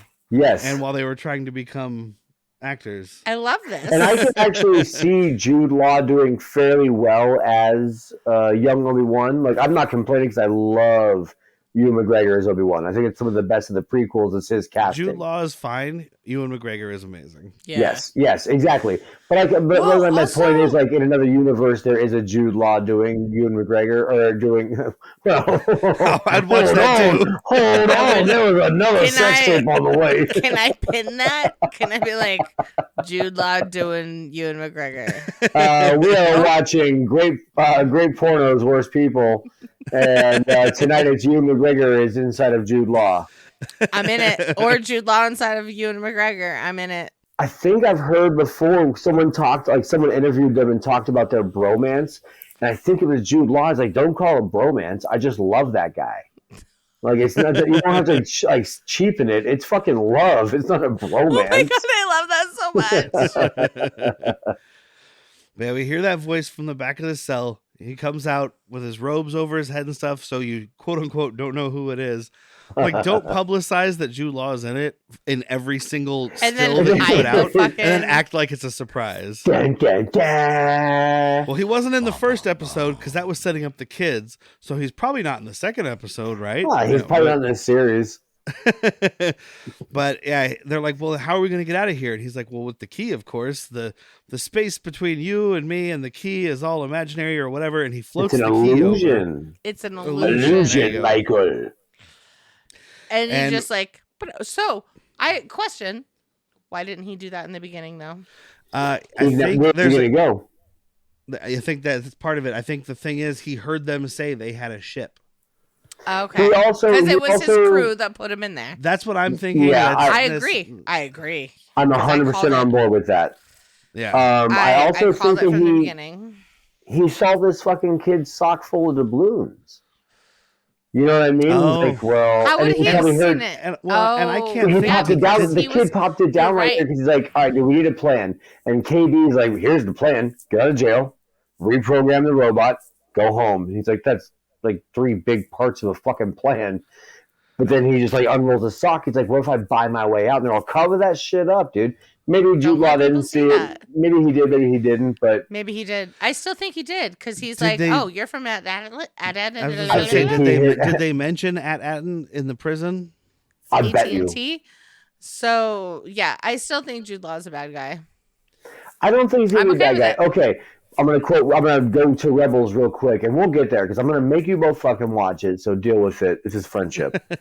There is a pirate named Hondo Anaka, and he wants to recruit Ezra Bridger from Ahsoka to be a Jedi pirate. That's his whole thing. He's like, can you imagine if you had your powers and my charisma? That's a good Hondo Anaka. It sounds great. No, you have no reference. I can be terrible right now, and you have no idea. I'm like, are you insane? I'm pretty sure he's voiced by the great Jim Cummings, who does a lot of Tigger and Winnie the Pooh kind of stuff. But anyway, Jedi pirate, not a foreign concept to people that watch Star Wars Rebels. Because it's not just because we've seen other people who are force sensitive or even force users. They can't necessarily float shit to them. No. Well, okay. Look at Jude Law's age. I'm kind of guesstimating right here. He would probably be a youngling during Order 66. Yeah. So I can see that. He doesn't necessarily have to be a Jedi. He would have been, let's just put his age at like 7 to 8 years old. Okay, rewind. Go on. I'm sorry. Not in Order real life. 66 is that before or after Anakin murdered people? That's when Anakin murdered all the kids. Okay, so Order 66 is when Anakin murdered people. Yes, that's when the clone troopers took out their Jedi commanders. It's when everyone just kill all the Jedi is Order 66. In real life, I mean, we know that Jude Law and Ewan McGregor are basically the same age, but they didn't put gray in Jude Law's beard the way they did with Ewan McGregor for Obi-Wan. So because Ewan McGregor. But I'm just kind of guessing. Ewan McGregor's supposed to be fucking Alec Guinness in 10 years. So they had to start doing something. I mean, in the 80s, it was a different aging set. But either way, yeah. I mean, he might be. Maybe he was a little trained. Maybe whatever. I mean, we'll find out. I'm very excited. We talked about the mystery of the town at Atlanta, but this is the mystery number 2. I'm excited about. Jude Law's character is going to mean a lot to me. I feel because we've talked about George Lucas said there was 100 survivors of Order 66, and we've seen we have what Yoda, Obi-Wan survived. And maybe I can name you like 7 to 10 other named characters, Well, I mean, but the rest are all just. I guess she's not a Jedi, but like Ahsoka, but she was a Jedi. Ahsoka, I don't think needs to count because she left the Jedi Order. That was a big thing for her. That gets explained in Clone Wars, the final season. We'll get there. I do want to mention because I want to watch Jack freak out. Jude Law is playing a character, by the way, named Jod Nawood. Oh, I hate this name. Nawood. Why? Why do you hate this name? It's a stupid name. Why is it not like John Nawood? Say it again. Jod being one word. Jod Nawood being the next word, and Nawood being the last word. It does not flow. Like we're talking about some Jod Star Wars Nawood names. does not flow. It does not flow for me. I do not like it, and anybody that likes it is fine. I just hate it. It disrupts it. I'm not a Star Wars fan as big as you are, so it's fine. But it sounds fine to your ears, though. Like Star Wars fan or not. She just hears another Gleep name and she's I like, yeah, guess. no, that's right. What about you, though? What about you? It's a stupid name, but I mean, haven't heard his name said yet. That's just something that was said on the fucking internets. yeah. And we haven't heard his name yet. All the press. That might, stuff. maybe that's not even his real name. Now, when I think it was on, I can't remember what show it was on. Doesn't matter because it was Jude Law, and they said your name is, and they said John Norwood, and he's like, well, that's one of his names. So, yeah, I think he said something about like he's different things to different people or something. I saw the same. I didn't watch the clip, but I read the. I'm really afraid. And I don't watch any of that, so. I'm really afraid, though, that the big reveal is going to be he was the pirate lord in the very beginning. Dun, dun, dun. That's not a big reveal, though. Yeah. Okay, flashback to Acolyte. When we watched Acolyte, at first, when I called that it was Manny Jacinto, we're like, oh, that's kind of a cool guess. And the next episode was like, no, it's not a guess. That's for sure. The next episode was like, yeah, they're reaffirming it. Like, that wasn't a big reveal. speaking as people who liked Acolyte, we even said on one of the episodes, if it turns out that Manny Jacinto is the secret Sith guy, that's going to be a stupid fucking reveal. And the next episode, it was like, well, he is. But also, that might be the sexiest Sith that's ever existed. You do, for sure. Name a sexier Sith. Maybe Dark Talon. She's a comic book character. She was a red Twi'lek with a bunch of black tattoos. All the other live action Sith have been either elderly men or Anakin Skywalker. And you can say what you will about Anakin or Hayden Christensen, but it's the acting maybe that's not so sexy. I'm not going to argue. Manny Jacinto as what was his name? I can't. Kamir. We'll never know if he was a Sith or not. Thirst trap. No, he was. No, we know he was a Sith. He's still saying. Seth Plagueis came out of the fucking woodwork and was like, I'm watching you. We presume it was Dark. Yeah. No, it was. No, we don't presume it was Dark Plagueis. Yeah, I'd put fucking. But he just said in an interview a day or two on that. Very recently at some conference, whatever. He said on an interview that like people were asking about Darth Plagueis, and he was like, "Well, I mean, they're not really connected. Maybe they are. Well," he's like, "I can't really say a lot, but I mean, maybe we'll still see more." So I think they're still pushing for it. Okay. And he also said right after it was canceled that his life's mission now would be to get more Acolyte. Okay. Yeah, I need more Acolyte, please. I'm going to disappoint you. I don't think we're going to ever get visual media of Acolyte. I think we get comics of those characters. I just, there's the hatred won, dude. Sorry. You know, whether you liked Acolyte. Reddit. Stop looking at the negative assholes. This isn't just Reddit. This isn't just Reddit. This is Star Wars fans. This is a bigger problem and I actually can't wait to see what's said about this. Because nobody hates Star Wars more than a Star Wars fan. Yeah, this show. You guys. This show has had. Take it easy. This show's had just slightly less hate before it even came out than Acolyte did, because people were like, "Oh, I guess I get to watch E.T. and Star Wars," and they're like, "Oh, look at this suburban neighborhood, it's so stupid and whatever." And I'm just like, can you just watch it and shut the fuck up? And guess what? That suburban neighborhood is my favorite new fucking mystery. Yeah. Like, what the fuck is this? They don't want mysteries. They just want to see what they've already seen again. Excuse me. Where is C-3PO? Quick question. What is Boba Fett doing? Actually, I don't like Boba Fett anymore either. What is R2-D2 up to? No, he has those little rocket boosters on his legs. I don't like him anymore either. What is Luke's? No, he drinks blue milk from the cow's tip. George Lucas did the rocket boosters, so they still like that. Oh, they like them. Okay, all right, fair. Because George Lucas did the rocket boosters. Oh, the rocket boosters are mine. The episode ends, and it's basically just they're like, "Who the fuck are you?" And Jude Law is like, "Can you keep a secret?" And that's the end of the episode. So, which is also the credits are running behind me. Look at that. Yeah. Yes. Perfect timing. It's only the second time it played.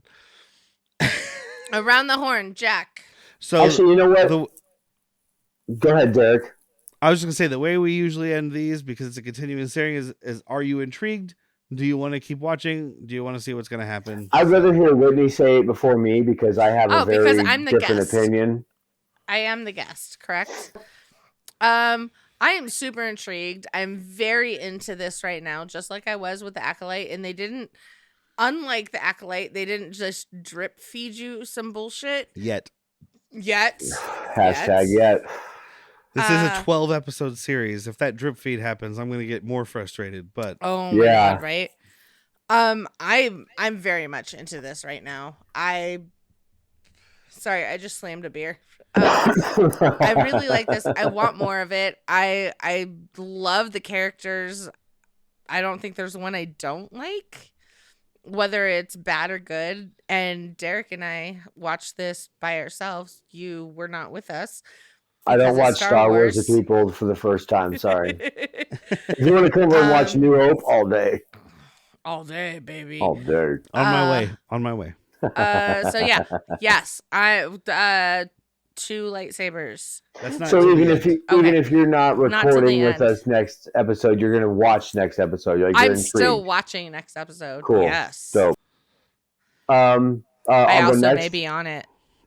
I'll go next. I do really enjoy what's happening here. We talked about the pirate aesthetic is really doing it for me. Everything's done well. I have my qualms. I am nervous of a drip feed. I definitely thought some of the CG kind of looked janky and, a little cheap, but I'm willing to forgive that. I like the Goonies, E.T., all that kind of kids on bike thing. I'm very excited for a mystery. I hope that it's not anything we already called. I hope it's better than the guesses, which is rare. I think we watch a lot of shit and we call that. I just don't. Well, if this ends up being that the giant reveal is that Jude Law is the pirate, fail. I will be a disappoint. And it's fine to have that be a reveal, but if that's like the big reveal, fail on that aspect. But I'll agree I'm still there. intrigued. Because I'm also intrigued. I'm really wondering what's going on. I don't know. I'm pretty sure that's going to be a reveal, but I agree with you that it shouldn't be the reveal. There needs to be more stuff. There's the whole thing about the planet and stuff. Yeah. That needs to be. By the way, just for posterity's sake, I didn't mention the first episode I said was directed by John Watts. The second episode was a different director, David Lowery, who directed The Green Knight and Pete's Dragon, a couple other things. But I want to mention that because I forgot it. The CG version of Pete's Dragon, not the Green Knight's a pretty fucking solid movie. It's a Green Knight I really like. It's a talkie talk. Yeah, but I like it. I like it. Yeah. I recommend it. But I'm intrigued. I would like to keep watching. I'm really interested in what's going on with this planet. Why it's like this secret lost treasure planet or whatever it is. I do want to know what's going on with Jude Law. And I mean, again, I'm pretty sure Jude Law is the pirate captain just because the way they set it up and all of a sudden the captain's gone. And it's like, but also maybe this is what we thought with Manny Jacinto in The Acolyte. And that's where they're like, you're going to think this is the pirate captain, but he's not. I really hope they do something like that. I'm worried about how formulaic Disney's been though. It is Disney. It is a children's show. But I am interested. I would like to see where this goes. I do like, you said it, Jack. Kids on bikes in space. So, sorry. I'm just gonna real quick. The ship that they're on, very reminiscent of a U-wing, which means nothing to you, but when you look it up, and you can even put a fucking little insert right here.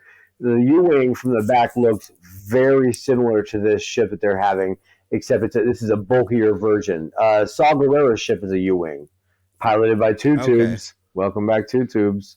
Two Tubes. You know I love me some tubes. I do, in fact, know that. But so that's it for this week. We will be back next week with episode 3, title to be determined. That's the whole name, actually. And don't forget, so we're doing this every week, unlike Acolyte, where we did it every other week because we were still doing the regular show. This happened to come out at the perfect time that we had just finished Andor. However, on Christmas Day, which is our normal release day anyway, we will have a very special presentation for all you people of Star Wars Holiday Special. Oh boy. Because we have to celebrate Life Day. Yeah, well, I think already and that passed. probably we might figure out video, but it probably won't be remote because it's got to be a group thing. You don't watch that alone. No, I've said before, if you watch that alone, you need to seek help. Like, I'm a Star Wars fan and also a fan of bad movies. This is the worst of both of those things. And I'm happy to watch it with you guys. I need to watch it with you guys. Both of you. I need both of you. Yeah, you need support people. Yes. So that's what's coming up. Check out hanttookshotsfirstpod.com. Find us on all your social medias, all that stuff. Send us an email at hanttookshotsfirst@gmail.com to tell us all the things we said wrong. Correct me on what the Brussels sprout monster actually is. All of that stuff. It's great. I've been Derek. I've been Jack. I'm wife person. Can you keep a secret?